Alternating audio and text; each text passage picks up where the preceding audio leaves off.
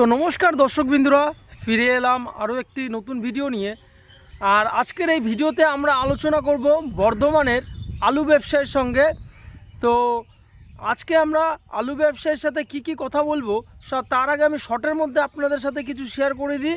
তার মধ্যে আমরা কথা বলছি বন্ডের কি দাম চলছে এখন বর্ধমানে, তাছাড়া বর্ধমানের বাইরেও কি দাম চলছে তার সেসব নিয়ে আলোচনা হয়েছে। তারপরে আলুর দাম কি রয়েছে, আলু ইলেকশনের পরে কিন্তু কিছু হিমঘর খোলা হবে, বিশেষ করে বর্ধমানেও কিন্তু খোলা হচ্ছে।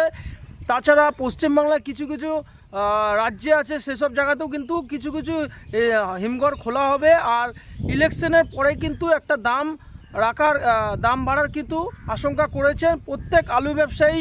তো চলুন আজকে আমরা সেই আলু ব্যবসায়ীর সাথে কথা বলি আর আপনাদের সাথে ভিডিওটা সম্পূর্ণ শেয়ার করি কি তাদের সাথে আমাদের কথা হয়। আর যারা আমাদের এই বাংলার কৃষক চ্যানেলে নতুন আসছেন, অবশ্যই চ্যানেলটাকে সাবস্ক্রাইব করতে ভুলবেন না। চলুন ভিডিওটা এবার শুরু করা যাক। আলুর দাম, আলুর ভবিষ্যৎ, তাছাড়া বন্ড ও রসিদের দাম কি চলছে, আর আলু এখন স্টোরেজে কীরকম রয়েছে, এইসব নিয়ে বিস্তারিত কিন্তু আলোচনা আমরা কলের মাধ্যমে করব। চলুন ভিডিওটা আজকে শুরু করা যাক। নমস্কার দাদা। নমস্কার দাদা। আমি বাংলার কৃষক চ্যানেল থেকে বলছি দাদা। তো দাদা আপনার পরিচয়টা যদি সবার প্রথমে দিয়ে থাকেন। আমার পরিচয় হচ্ছে, আমার বাড়ি পূর্ব বর্ধমান, হুম। ওপার বর্ধমান টাউনেই বাড়ি।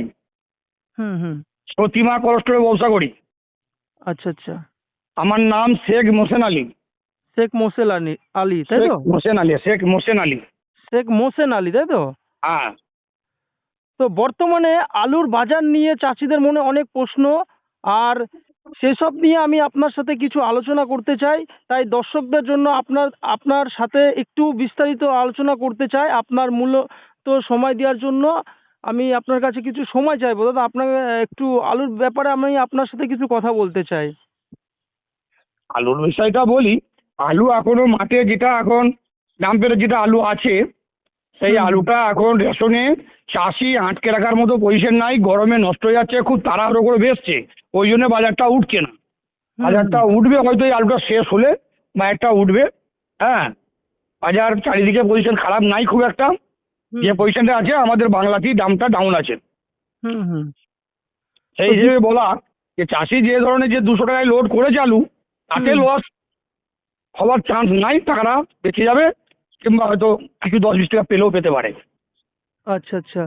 তো দ্বিতীয়ত জানতে চাইবো, আজ দাঁড়িয়ে স্টোরেজের গেটে বন্ডের সঠিক রেট কত চলছে, আর এই দামটা কত রয়েছে এখন এই পরিস্থিতি দ্বারা আপনাদের ওখানে বন্ডের দাম অথবা রসিদের কিরকম দাম আছে ওখানে? আমাদের বন্ডের দামটা দুরকম হচ্ছে। হুম হ্যাঁ, নদীটার দক্ষিণ পাড়ে গেলে 200 থেকে 210 টাকা হুম প্যাকেট। আর নদীর এপারে টাউনের দিকটা, বর্ধমানের টাউনের দিকটা হচ্ছে 90 থেকে 200 টাকা। হুম। এটা পেপারের দাম। আচ্ছা। আর ন্যাংটলি যেটা মাঠে মাপ হচ্ছে, আর 180 থেকে 200 টাকা। আচ্ছা। আর এই যে দামটা কি গত কয়েকদিনের তুলনায় বেড়েছে, নাকি এই জায়গায় দাঁড়িয়ে রয়েছে? এই যে আপনি যে দামটা বললেন এখন। তুলনামূলক 5 দিনের মধ্যে দাম একটু ডাউন হয়েছে। ডাউন হয়েছে। একটু দাম ডাউন হয়েছে। এটা হয়তো 5-7 দিন ডাউনটা থাকবে, তারপর ডাউন থাকবে না। আচ্ছা। তো সামনে যেহেতু নির্বাচন, আমাদের রাজ্যের একটা সাধারণ যে নির্বাচনে অনেক জায়গায় শোনা যাচ্ছে যে কিছু স্টোরেজ খুলবে, এতে কি আপনার কোনো জানা রয়েছে? মানে ইলেকশনের পরে শোনা যাচ্ছে কিছু স্টোরেজ খোলা হবে ভিন রাজ্যে পাঠানোর জন্য। তো স্টোর খোলা হবে। স্টোরটা 4 তারিখে তো ফলাফল। হুম। এর ফলাফল হচ্ছে 4 তারিখ। তার 7 তারিখ 10 তারিখের মধ্যে সব স্টোর দু একটা খুলবে। খুলবে দু একটা তাই তো?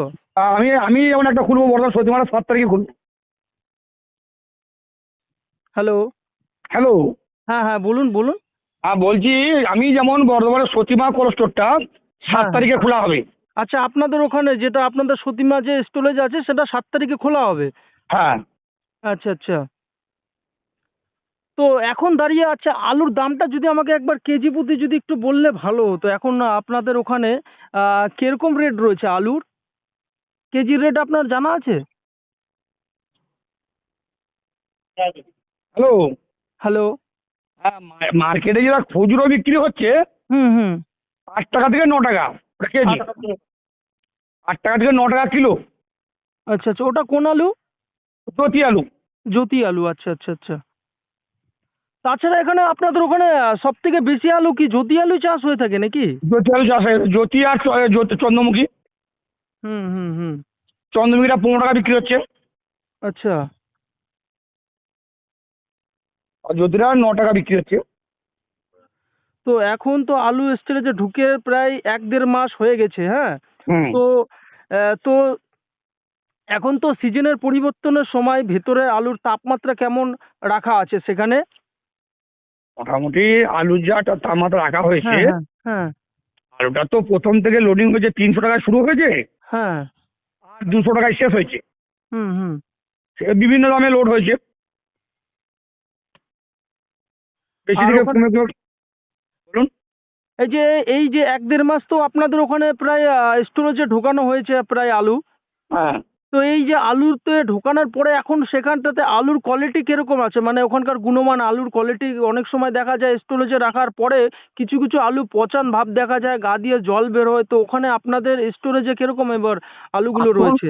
এখন পর্যন্ত বর্ধমান সদর স্টোরে আমাদের 14টা স্টোরে কনফার্ম খুব ভালো আছে, খারাপ নাই। আলু কোনো ভালো আছে স্টোরি, না? হ্যাঁ কোনো স্টোরি পজিশন খারাপ নাই বর্তমানে। ওটা আপনার উত্তরবঙ্গেই কিছু জানা যাচ্ছে, কিছু পচেছে, কিছু জল টপকাচ্ছে, উত্তরবঙ্গেই কিছু খবর আছে, কিন্তু আমাদের দক্ষিণবঙ্গে কোথায় কিছু নাই। তো এবছরে আপনাদের স্টোরেজে কিরকম লোডিং হয়েছে? মোটামুটি লোড ভালোই হয়েছে, আমাদের 92% লোড হয়েছে বর্ধমান সদর। 92? আচ্ছা, এই যে 92% যে লোডিং হয়েছে, এবার তো বিশেষ করে চাষিরা তো আলু বিক্রি করতে পারেনি, সবাই বিশেষ করে রেখে দিয়েছে। এই যে লোডিং স্টোরেজগুলো প্রত্যেকটা যে ফুল রয়েছে, এতে কি আলু ব্যবসায়ী অথবা এর মধ্যে কোনো প্রভাব পড়তে পারে জনকা স্টোরেজ খোলার পরে? চাষির লোডটাই বেশি আছে, সেই জন্যই দামটা খুব একটা প্রথমের দিকে কমে বিক্রি হবে না, চাষি তো আর বেচবে না এত কম দামে। হুম হুম হুম। দামটা ওই জন্য উঠবার সম্ভাবনাটা বেশি আছে। ওঠার সম্ভব বেশি রয়েছে নাকি? হ্যাঁ, স্টোর খুললে দামটা কমবে না, এর থেকে দামটা বাড়বে। আচ্ছা আচ্ছা। তাছাড়া আমাদের বর্তমানে আলু কি এখন বিহার, উড়িষ্যা বা ঝাড়খণ্ডের মতো রাজ্যগুলোতে কি যাওয়া শুরু হয়েছে? যে অনেক সময় দেখা যায় আমাদের আলুগুলো আহ, বিক্রি হয়, মানে বিক্রি করতে অনেকেই পারেননি, আর অনেকেই স্টোরেজে ঢোকাননি। ও আপনাদের এলাকায় কি পুরোটাই কি স্টোরেজে ঢুকে গেছে, না অনেক চাষির কাছে এখনো আর রয়েছে? না, চাষির কাছে বেশি আলু নয়, ওটা 5-7 দিনের মধ্যে শেষ হয়ে যাবে আমাদের এলাকায়। আচ্ছা আচ্ছা। 5-7 দিনের মধ্যে মাঠ পরিষ্কার হয়ে যাবে, স্টোরের ওপরই চাপ পড়বে, 10 দিনের মধ্যে ক্লিয়ার হয়ে যাবে, পরিষ্কার বোঝা যাচ্ছে। 10 দিনের মধ্যে ক্লিয়ার হয়ে যাবে তো? 10 দিনের মধ্যে সব ক্লিয়ার হয়ে যাবে, তাছাড়া তারপরে সব স্টোরে চাপ পড়বে। আচ্ছা আচ্ছা। তো আপনি আলু চাষিদের যেসব ব্যবসা, আলু চাষিরা যারা রয়েছেন তাদের উদ্দেশ্যে আপনি কি কিছু বলবেন এই দামটা উঠানামা নিয়ে, বন্ডের দাম নিয়ে কখন ছাড়বেন, এরকম যদি আপনার কোনো পরামর্শ যদি দিয়ে থাকেন আমাদের দর্শককে? দেখুন, হ্যাঁ। আলু প্রথম কথা বলি, আমি চাষিও বটে, চাষও করি হুম এবং হুম। আমি ব্যবসাও করি, এবং বর্তমানের মধ্যে আলু সবচেয়ে বেশি রাখি আমি। আমি আচ্ছা, এবছর আরেকবার যদি বাজারেও, আমাকে পরিচয়টা দিয়ে দেন, আরেকবার যদি পরিচয়টা দিয়ে দেন আপনার। আমার বাড়ি বর্ধমানে, মোসেন আলী নাম, শেখ মোসেন আলী নাম। হুম হুম আমার নাম শেখ মোসেন আলী, বর্ধমানে সতীমায় ব্যবসা করি। হুম হুম সতীমা, আমার গদি আছে 4 জায়গায়, আমার সতীমার গদিতে আমি থাকি। হুম হুম হুম। আলু বর্ধমানের মধ্যে সবচেয়ে বেশি রাখিয়েছি আমি, আমার 1.5 লক্ষ প্যাকেট আলু আছে এবছরও। আচ্ছা আচ্ছা। তে আমি তো মনে করছি যে যে দামে আলু রাখা হয়েছে এ দামে লস চাষির হয়ে গেছে, আমাদের নাও হতে পারে, আমাদের চাষটা না হওয়ার সম্ভবটাই বেশি। তো আপনাদের ওদিকে যে চাষিরা এবার যেই টাকায় খরচা করেছেন, আশা করা যায় কি চাষিরা কি লাভের মুখ কি দেখতে পাবে? আমার মন বলছে লাভের মুখটা বড় কথা নয়, যেটা হয়তো মানে 300 টাকা থেকে কমে কমে 200 টাকায় চলে এসেছিলো, সেটা হুম হয়তো বেড়ে বেড়ে আবার 300 টাকায় যেতে পারে। বিশাল কিছু লাভ হবে এবছর সে আশা নাই, আলু তো বেশি হয়েছে। হুম হুম হুম। তাছাড়া আমাদের যে স্টোরেজ, তার মানে 7 তারিখে আপনাদের ওদিকে খুলবে তাই তো, মানে 7 তারিখে বর্ধমানে? হ্যাঁ। আচ্ছা, তাছাড়া আপনার পশ্চিমবাংলার কোনো আর স্টোরেজ খোলার কোনো আপডেট আপনার কাছে রয়েছে, যেরকম না, আপনি? এখন পর্যন্ত কিছু খবর আসেনি। একটা স্টোর খোলা হয়েছিল, ওই মানে কেপি বলে একটা স্টোর, গোতানের ওইখানে, গোতানের বাজারে, ওই কেপি বলে একটা স্টোর খুলেছিল, 2-1 দিন আলু বার করে আবার বন্ধ করে দিয়েছে, আলুটা বেচতে পারে না এই সপ্তাহে। তো আপনি আপনার কিছু পরামর্শ যদি আমাদের দর্শককে যদি দিয়ে থাকেন, এই বাংলার কৃষক চ্যানেলের যেসব দর্শকরা রয়েছেন যারা আমার চ্যানেলে ভিডিও দেখে, তাদেরকে যদি আপনি কোনো পরামর্শ যদি এই আলুর বাজার নিয়ে যদি কিছু যদি বলতে পারেন, তো আমি খুবই আহ, ভালো হবে জিনিসটা। যদি আপনার কোনো যদি পরামর্শ, আগম যারা চাষ করছেন আলু, তাছাড়া অনেক আলু চাষিদের এবছর কিন্তু মন ভেঙে গেছে, যারা আলু যেরকম আশা করেছিল সেরকম করতে পারেনি, তাদের দুর্বলতা কিন্তু অনেক ভেঙে গেছে। তো তাদের উদ্দেশ্যে যদি আপনি কিছু বলে থাকেন। আমার যেটা বক্তব্য, আমার মনের খবর, আমার সাধারণত নিজের যে খবর, আমার যেটা মনের ধারণা, এবছরে বাজারে দামটা কেন বলছি বাড়বে, চাষিবাসী ধৈর্য ধরে যদি বেচে, আস্তে আস্তে বেচে, তাহলে বাজারটা খারাপ হবে না। এই জন্য খারাপ হবে না, আগামী দিনে যে চাষটা মানুষ করে, চাষি যে চাষটা করে, সেই চাষটাও তো পেছবে, চাষটা কেউ করতে চাইবে না। জ্যাটো করে যে চাষটা হয় সে চাষটা হবে না, যেহেতু জানে আলুর দাম কম আছে, সে জ্যাটো চাষটা করবে না। চাষ এমনি কিছু কম হবে, তাহলে এই আলুটাকে অনেকদিন পর্যন্ত খেতে হবে। একদম খুব ভালো কথা বলেছেন। এই বছর যা পরিস্থিতি হলো, দেখা গেল সামনে গত বছর আলুর ফলনটা কিন্তু খুব কম হওয়ার আশঙ্কা রয়েছে নাকি? ফলনটা কম হওয়ার কথাটা পরে, চাষটাই যে কম হবে, চাষির যে মন ভেঙে গেছে, হ্যাঁ হ্যাঁ, চাষির যে মন ভেঙে গেছে, চাষি লস খেয়ে গেছে। দ্বিতীয় কথা, যে জ্যাঠো চাষ একটা হয় আগাম টেনে, সেই জ্যাঠো চাষটাও হবে না, একদম ঠিক কথা বলেছেন। তাহলে তো এই আলুটা খাবে। তাছাড়া আমাদের স্টোরেজ খুললে সব থেকে বেশি আমাদের পশ্চিম বাংলার আলুটা বেশিরভাগ কোথায় পাঠানো হয়? বেশিরভাগ বাংলাদেশ নাকি? আমাদের বাংলাদেশের উপরে ভরসা করি না, আমাদের বিহার ঝাড়খণ্ডটা মেন টপ। আর মেদিনীপুর থেকে বেশিরভাগটা যায় উড়িষ্যা, ছত্তিশগড়, ভুবনেশ্বর, ওইগুলোতে ওদের মেদিনীপুর থেকে যায়। আর আমাদেরটা কলকাতা রয়েছে, কলকাতার বাকি ঝাড়খণ্ড, ঝাড়খণ্ড বিহারটাই বেশি যায়। তাই এবছর আমাদের ঝাড়খণ্ড বিহার আলু যে যাবে, তার একটা ভালো নমুনা আছে। আমার এর থেকে ইউপিতে লোডটা বেশি হয়েছে, আচ্ছা ইউপিতে আচ্ছা। দামটা বেশি আছে, ইউপিতে ইউপিতে বেশি দামে লোড হয়েছে। আর আমাদের বাংলাতে দামটা একটু কমে লোড হয়েছে। আর ইউপির আলু একটু খারাপ, মানে একটু খারাপ আছে, ওদের মান, আলুর মান খুব একটা ভালো না। আর আমাদের এই দক্ষিণবঙ্গের আলুর মান খুব ভালো হয়েছে। আমাদের আলু সব জায়গায় যাবে এবং সব জায়গার লোক খাবে। আমাদের, হ্যাঁ, আমাদের আলুর চাহিদাটা বেশি থাকে সব সময়। হ্যাঁ, তাছাড়া আপনাদের ওদিকে ফলন কিরকম হয়েছে এবছর? ফলন ভালো হয়েছে, আলুটা ফলন ভালো হয়েছে বলে আলুটা বেশি হয়েছে। তো বিঘা প্রতিতে কতটা ভালো, হয়েছে? মোটামুটি 120 থেকে 140 আলু হয়েছে। 120, বাহ, খুব সুন্দর। তো ঠিক আছে, আরেকবার যদি আমাদেরকে আলুর বাজারের যদি একটু দামগুলো যদি বলেন, গাড়ি প্রতি কিরকম কোন আলুর দাম রেট চলছে, এটা যদি আরেকবার যদি। ধরুন আমাদের এখানে বর্ধমানে কিছু কিছু জায়গা পোগরাই রয়েছে, বুঝলেন তো। হুম পোগরাই আলুটা গাড়ি লোড হচ্ছে মোটামুটি 160 থেকে 70 টাকা হুম হুম বস্তা, 160 থেকে 70 টাকা প্যাকেট গাড়ি লোড হয়ে যাচ্ছে। সেটা হচ্ছে যেমন ধরুন বাঁকুড়ার দিকটা, রাঙামাটি আছে, ওই চকবাজার আছে, পানাগড় আছে, এইগুলো।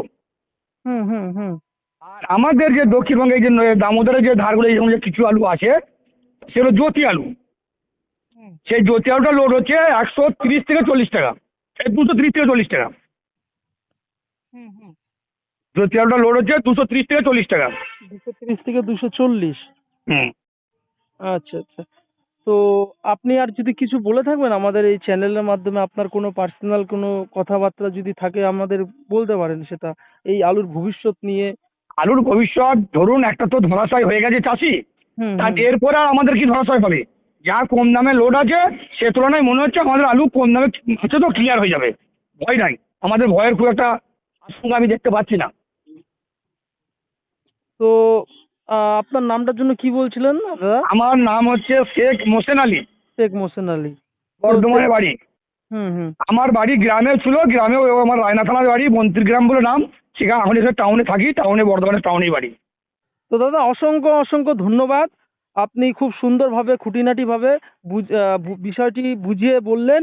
আমাদের চ্যানেলের কয়েক হাজার দর্শক আজ আপনার এই আলোচনা থেকে অনেক কিছু শিখতে পারবেন। ভালো থাকবেন, সুস্থ থাকবেন। দেখা হবে দাদা আপনার পরবর্তী কোনো আলোচনা নিয়ে। ঠিক আছে দাদা, নমস্কার, ধন্যবাদ। হ্যাঁ, নমস্কার দাদা, ধন্যবাদ। নমস্কার।